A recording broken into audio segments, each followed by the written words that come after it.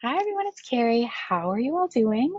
I hope you are ready to do week 2 of our read along of Atomic Habits by James Clear. This part of the read along is about the first law and the second law.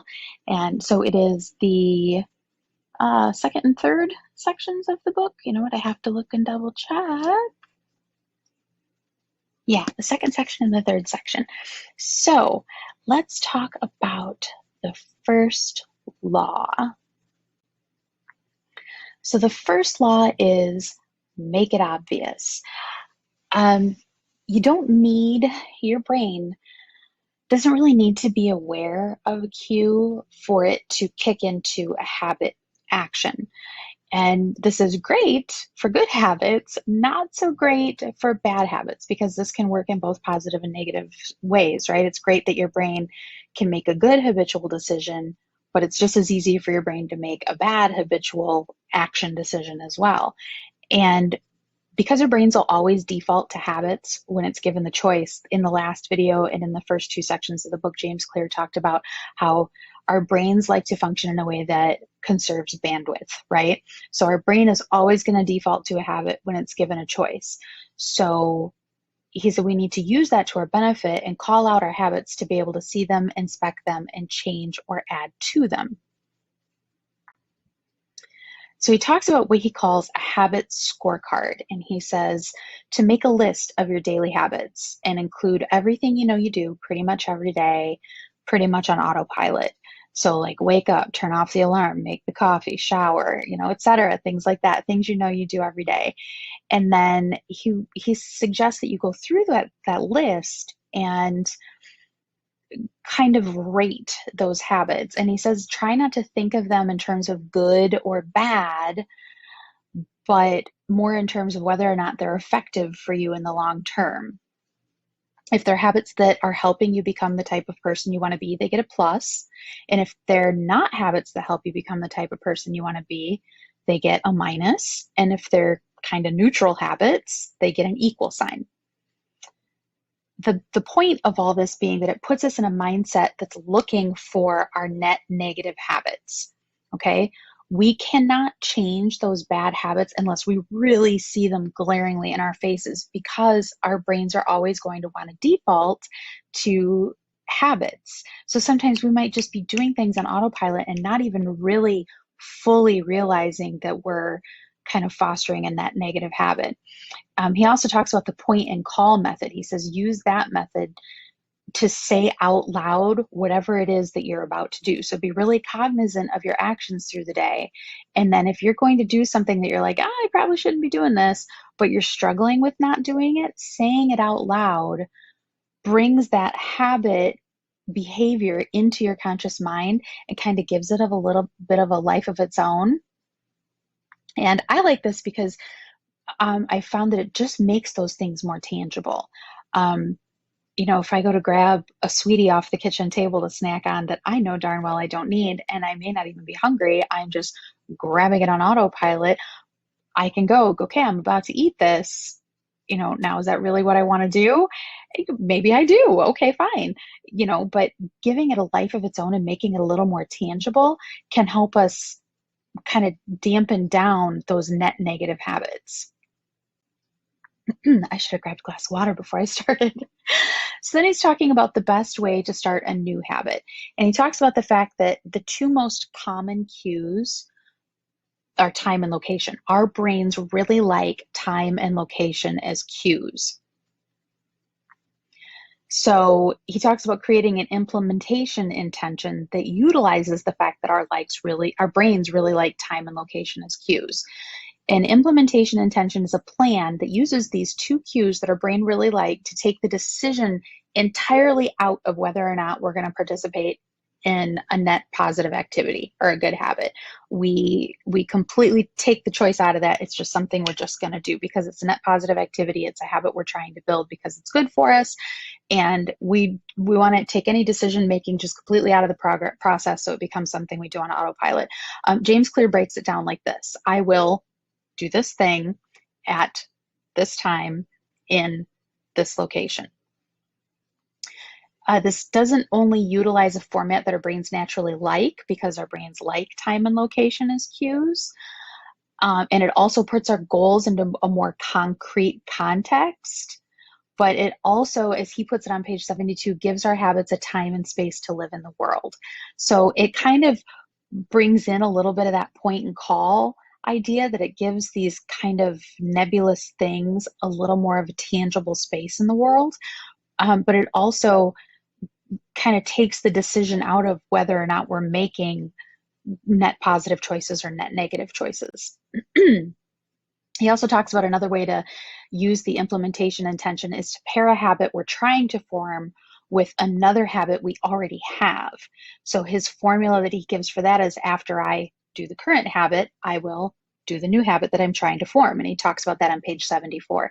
So take a habit you're trying to form and you kind of pin it to a habit that you already perform every day. So say, after I pour my coffee, I'll meditate for 1 minute, something like that. And I think that's an example he gives in the book. Pardon me. And as that becomes more comfortable for you, you can kind of keep stacking your habits more into that existing working structure. So he says the big thing in building a good kind of habit chain or habit stack is choosing the right cue to set off the chain. So if I choose a cue that's maybe not at the best time of day for me to be trying to implement that new habit, then I haven't chosen a good cue to tack that new habit onto. You want to include the new habits at a time of day and at a frequency. Like, is it a once a day thing? Is it a once a week thing? Whatever that makes sense for you. So you remember that habit scorecard we talked about? He talks about looking at that list, adding to it if you need to, and then also making a separate list of things that invariably happen to you each day. He does also include in the book that at his website, atomichabits.com/habit stacking, he has kind of a trigger list to help to create your habit scorecard and this list of things that invariably happen to you. So there's like a template available there for you. So his recommendation is making sure that your cue that's going to kick off this habit stack is, quote, highly specific and immediately actionable. And that's from page 78. So I was trying to think of an example for this, and the example I thought of is, let's say you want to get into the habit of reading more. So you look at your list of current habits for a habit or a cue that you can tack this new habit onto, and you decide that reading at night would be best because that's when you'll have the most uninterrupted time, and because you won't hopefully be interrupted, you'll have better attention, let's say. So you want to be specific with yourself and even write it down if you need to and say, after I have gotten into bed, I will read for 20 minutes. Not I'm going to read 20 minutes every day, or not I'm going to read 20 minutes at night. Not, after I have already done, if I have an established, say, evening routine. So at the tail end of that routine, when that routine is done, then I will read for 20 minutes after I've gotten into bed. Hopefully I won't have to get back up because I've already done my whole evening routine. I'll leave my book on my nightstand, so it's right next to me when I get into bed. And I'll leave whatever else I might feel like, say I need a highlighter or a bookmark or anything like that. I'll leave everything by the nightstand where I'll be reading so that I can minimize the occurrence of having to interrupt the chain of habits that I'm trying to form because I forgot something, let's say. The next section he talks about is called Motivation is Overrated. Environment Often Matters More. There was a man called Kurt Lewin, and he said behavior is a function of the person and their environment. And if anybody, if you go anywhere and look at like advertising and merchandising, those things have really proven the point that behavior is a function of us in our environments. So James Clear goes a little bit into talking about vision. And for sighted people, vision is the sense which the most sensory receptors are dedicated to. We have 10 times more sensory receptors for vision than our other senses. So he talks about, because we favor visual cues, okay, so our brain favors time and location, and our brain favors visual cues. On page 84, he says a small change in what you see can lead to a big shift in what you do. So basically, we want to leverage our brain's love of visual cues. So if we kind of go back to that idea of, I want to get into the habit of reading more. Remember how I said I'd leave that book on my nightstand because I'd be reading at night, because for me, that would be the best time to do it. The benefit of leaving that book on the nightstand is twofold. I'm not likely to see it too often during the day, when I might then kind of get on my own case for not making time during the day to read, because maybe during the day is really not a good time for me to try to get in 20 minutes of reading. So leave it on the nightstand where it's kind of out of sight, out of mind for the time being. That helps minimize your self-talk, which will help you build your habits, because otherwise you're putting your energy into negative self-talk, and that's not good for you. So plus it's a visual cue when I do go to bed. So I may go through my whole evening routine, but then if I don't have the book on the nightstand because it's a new habit I'm trying to build, I might forget, oh, hey, I'm tacking this new habit onto this. So that extra visual cue is a good idea to give myself. So I'm not only making a habit stack with habits I already have formed, but I'm leaving myself an extra visual cue as well. So the idea of making your environment beneficial to you creating net positive habits is this idea that we're already asking ourselves what kind of person we want to be, right? We talked about that last week. And when we're making decisions, we're already asking ourselves what that kind of person would do. So if in your environment, in addition to constantly having that check-in with yourself, if we can also sprinkle around visual cues that point us in the direction we want to go, it makes it really satisfying for our brains to make net positive choices that create good habits, because our environment is kind of nudging us in that direction anyway. Whenever it's possible, we need to make things as easy and pleasing to our brains as we can, because otherwise then you're creating friction within your thought process. So our whole environment is kind of what provides the context that our cues reside in, right? Because our brains like time, location, and visual cues. That's your entire environment to a point. I mean, there are obviously other things that contribute to your environment, but that's a big portion of your environment. And this idea of contextualizing our tasks and contextualizing our cues makes me think of GTD, right? And the idea of contextualizing your tasks. I misspoke there. So, if I have a task list for the laptop, when I have the laptop open, that's the task list I'm going to pay attention to. I'm not going to think about all my other lists for a while. You can kind of do the same thing with your environment. If you can kind of sprinkle it with things that make it easy to hang on to your good habits, we also need to kind of clean out the things that are sprinkled throughout our environment that are making it easy to hang on to our bad habits. That might mean putting yourself in a new environment. If you want to write every day, maybe the best place to start a new habit of, I'm going to write 5 days a week, let's say, is you leave the house and go somewhere else to write for 5 days a week. Now, in recent times, that hasn't obviously always been possible. So if starting a new habit in an entirely new environment, like the library, the bookstore, or a certain gym, or you're going to go run on a certain track because you want to run more or walk more, or whatever the case may be, if removing yourself from home where there are distractions or things sprinkled around that kind of contribute to net negative behavior, if that isn't an option, then make sure that you take the idea of, okay, I'm going to create space within my environment that is full of contextual cues for this particular habit. So when I'm at my desk, I write. When I'm on the couch, I relax. You know what I'm saying? It's like, if you can't completely remove yourself from your environment to start a new habit, because what'll happen then is every time you go into that coffee shop, your brain's going to be like, oh, it's time to write, right?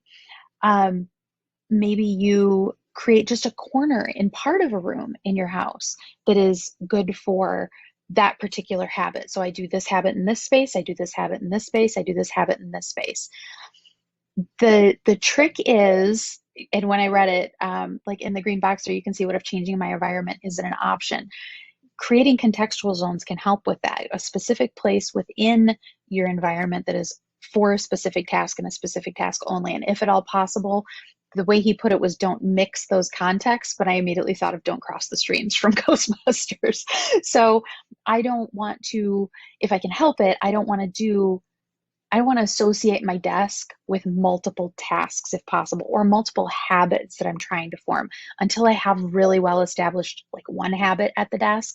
I don't want to be working on the couch, because then when I'm sitting on the couch, well, maybe I sit on the couch to read a lot. So when I'm sitting there and I should be working, I'm going to be tempted to read because my brain says, oh, we're on the couch, it's time to read, right? Or the idea of music. Music in my environment really helps me set my routine. It's something I did for years and years and years. I kind of fell out of when my youngest son was a toddler because I would, get like my stuff done while he was napping. So I needed to be able to kind of hear him wake up. So I kind of fell out of the habit, but I listen to, if I'm going to write, I listen to certain music. If I'm going to edit a video, I listen to certain music. If I'm going to clean the house, I listen to certain music. Sometimes like with cleaning the house, sometimes it's certain podcasts, whatever. But things that I need to be mentally focused on, I have different kinds of playlists for each of those tasks, especially stuff I really don't want to do. Like, let's say it comes down to like administrative stuff. I love organizing things. I love a good spreadsheet. Don't get me wrong. But some of the administrative stuff you have to do is just, I just don't enjoy it. So I have a specific playlist for that. That's songs that I really enjoy that I can listen to that I don't find too distracting. And when I put that playlist on, it's like my brain already knows, hey, that's the admin soundtrack. Let's go, right? And it kind of just helps me get in and out of those tasks a lot quicker. So I may not have even necessarily like rearranged my physical environment, aside from maybe removing distractions. But I have put myself in the mindset of this is this task because this certain playlist is playing. I have kind of rearranged my audio environment instead. So that's just a little something that I do. So that was it for the first law of make it obvious. The second law is make it attractive. Our brains like to satisfy our cravings, right? We need to make our habits more enticing so that our brains feel satisfied when we do those behaviors that are net positive behaviors. Understanding how cravings work helps us to make our habits more enticing. So James Clear explains, he goes into a lot of really great explanation about dopamine-driven feedback loops. So basically when you have a problem and you do a habitual action to solve that problem, there's an increase in dopamine. Dopamine in your brain increases the motivation to act. So it's actually not even doing the thing that motivates you. It's the expectation of the rewarding experience that motivates us in the first place. So if you can set the tone so that your brain begins to expect that dopamine increase when you do a net positive behavior and are forming a habit, it becomes attractive. Our brains have more wiring for wanting rewards than for liking them. Okay, so again, this is something else that we want to leverage the way our brains already work for our benefit, right? So he talks about, remember we talked about like habit stacking and tacking habits onto other things, making your environment push you in the right direction, basically. He also talks about temptation bundling, and that's the idea of link what you want to do with what you have to do. So you want to use your favorite things as cues to do things that maybe you know you need to build a habit for, but you really don't look forward to doing. So he has a formula for this that he talks about. After current habit, I will do the habit that I need to do. And then after I do the habit that I need to do, I will do the habit that I want to do. So he gives a great example in the book about a guy who felt he wasn't getting enough exercise, and he loved to watch Netflix. He loved to binge shows on Netflix. So he rigged his bike, his stationary bike, so that Netflix would only run if he pedaled the bike at or above a certain speed. So the more he pedaled, the more Netflix he got, right? So you want to use your favorite things, like in this case, Netflix, as cues. He also gives this really great example of, let's say you really like to get pedicures and you also hate processing your email inbox. So he says, okay, I'm going to process my inbox while I get pedicures, right? He also talks, and this is kind of like a next level thing, combining temptation bundling and habit stacking. So that's where the formula there you see on the screen by the yellow flower comes in. After I do this current good habit, I will then do this habit that I need to form that I'm not really looking forward to. But after I do that habit that I need to form that I'm not looking forward to, I will then get to do the thing that I want.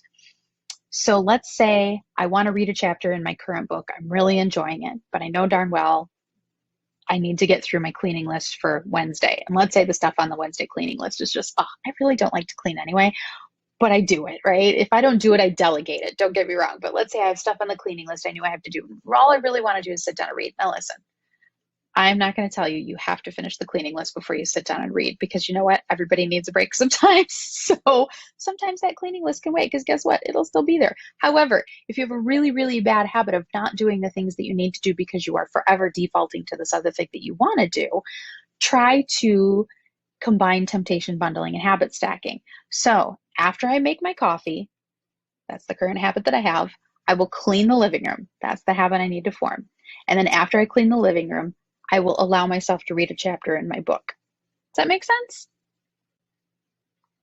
He also talks about more as far as your kind of surroundings and environment goal, the role of family and friends in shaping our habits.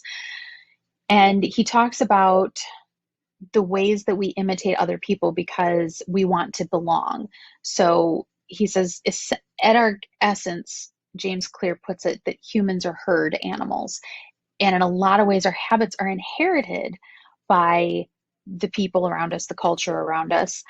So he says 3 groups of people in our lives affect us the most. There's the close, the many, and the powerful. And then he kind of runs through those. So imitating the close is we have, over time, we probably kind of subconsciously or unconsciously, we kind of imitate those around us. So he suggests surrounding yourself with people who have the habits that you're trying to develop. And this calls obviously right back to what we feed our brains. I talked to you guys about that last week. Like, what we feed our brains and our environment can also affect our habits. You know, what you surround your mental and emotional environment with all day, every day, day in, day out, is going to affect your habits. He also talks about if you can, the bonus being if you can like find a group of people that you already have something else in common with. So I think the example he gives in the book was there was a group of people who wanted to be like healthier. And they formed a group that they were also self-described, because I'll call myself a nerd all day long, but they were like self-described nerds. So they liked, let's say, sci-fi fantasy, let's say all the stuff I like, basically. And, but they were also, so they had that in common. They already had this love of like, you know, sci-fi fantasy, Dungeons and Dragons, whatever the case may be. But they also all were also like, I'm not feeling comfortable in my body. I want to, you know, feel a little healthier. So they formed like an exercise group based on the fact that they already had all these other things in common. So that kind of gives you all common ground, right? And that makes you feel like you belong a little bit more. And it would motivate you, because if you have that kind of backup of these other people, that always helps. The other type of imitating that James Clear says he does is imitating the many. And this can be where it can be kind of hard to change your habits, because if changing your habits means challenging the group of those around you, that change can feel unattractive to us. The opposite also applies, though, that if the many people around you have habits that you aspire to have, that can motivate you to having those habits. And imitating the powerful is the third one that James Clear describes. And he says basically what that breaks down to is if a certain behavior will earn us respect or approval or praise, our brains are going to find that attractive as well.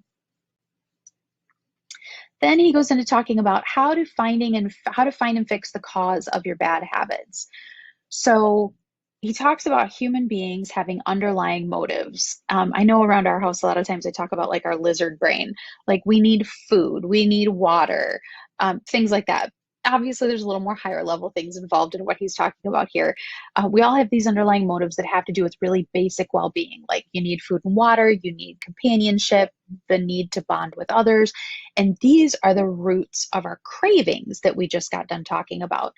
We develop habits to satisfy our cravings. Our habits are solutions to those problems. So what we do to satisfy those cravings depends on our surroundings and honestly when we live. Like if you think about it, 300 years ago, if somebody was thirsty, they would probably look for some water not pop, right? It wasn't an option back then.